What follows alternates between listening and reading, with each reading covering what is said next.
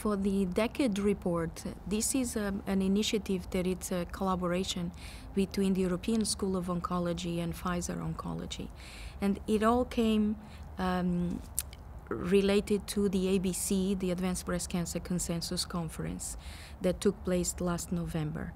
So we started this effort about 10 years ago, and we wanted to know if things have changed in these last 10 years.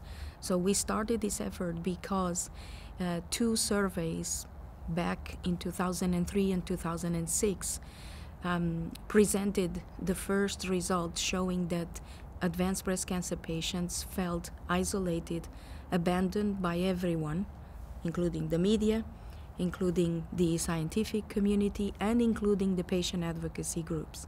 They felt alone and they felt guilty, as if it was their fault that the cancer had come back. So those two surveys that were called the Breach Survey and the Silence Voices were extremely important and led to a huge attempt to change that. But 10 years down the road, we wanted to make a balance and say, okay, what were we able to change in 10 years' time? And so that came the idea of doing a report that looks into different perspectives: the scientific perspective, the educational perspective, the support and advocacy perspective, and also the economic impact and the impact in the work or professional life of patients and families. And so this is like a bird's view of what happened in this field in the last 10 years, everywhere except the United States, because there was a specific project for the United States. But the results mirror each other, so it's not different in the US and outside the US. In certain areas there was a good evolution, and particularly in terms of the support that exists. For example, there are now several dedicated support groups and patient advocacy organizations dedicated to metastatic or advanced breast cancer patients. Also, the big very well-known organizations of patient advocacy have now specific resources for this subgroup of patients. So at least I think in terms of the advocacy world, there was clearly an improvement. In terms of the media attention and in terms of the overall knowledge from the lay public and the society about what is really metastatic disease, what is really advanced cancer, and what are the different needs of these patients, unfortunately, this has not improved much.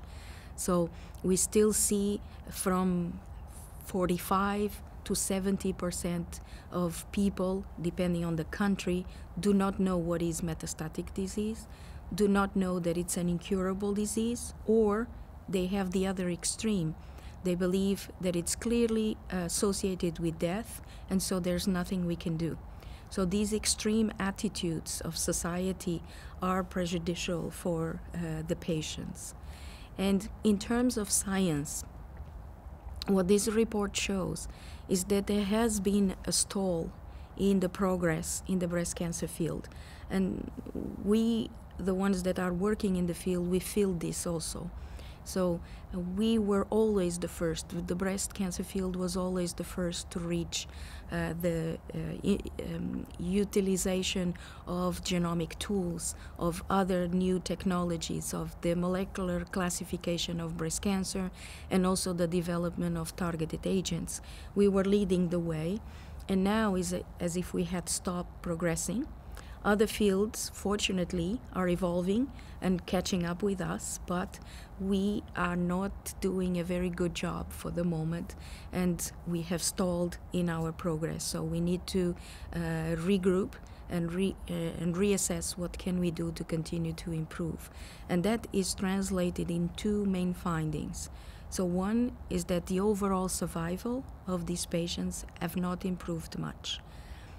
In 10 years' time, we moved from the percentage of women who are alive at 5 years from 23 to 26%, so not much difference. And the median survival is still 2 to 3 years.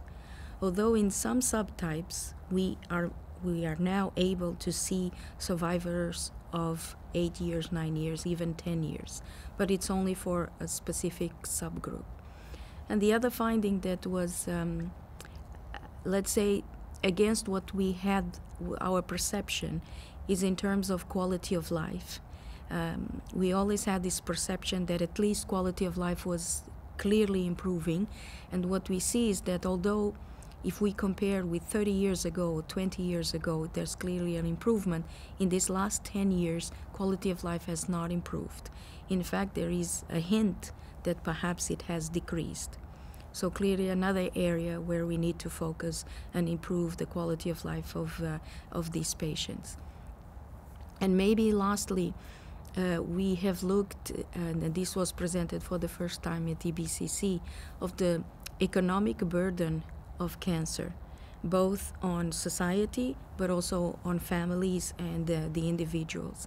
And it is much more expensive to treat advanced breast cancer than to treat early breast cancer. Also because it is a continuum treatment. It's not a very localized in time treatment. And it has a huge percentage of indirect costs. These indirect costs are the costs that are not the treatment of cancer, but there are consequences of that. For example, the patients that need to stop working, they do not produce, or the caregivers that need to miss work to accompany the patient to the hospital, and all other additional costs of lack of productive years, and also not anti-cancer medication, but for example medication to help deal with the side effects or with the symptoms of cancer. So there is a huge burden, economic burden, on the families and on the society.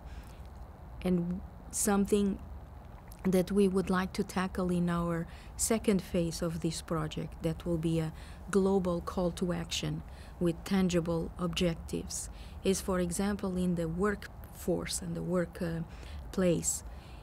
We can demand and we can lobby for the existence of laws that would allow for flexibility in the timelines, the schedules to work, and also adaptability of the tasks that a patient would have to perform. So tasks that would demand less physically and maybe more mentally, but allow the people to continue to work if they wish to do so. It's very important for the patient, because it psychologically it has a huge positive impact to continue to work, but also to society, because they can be very productive.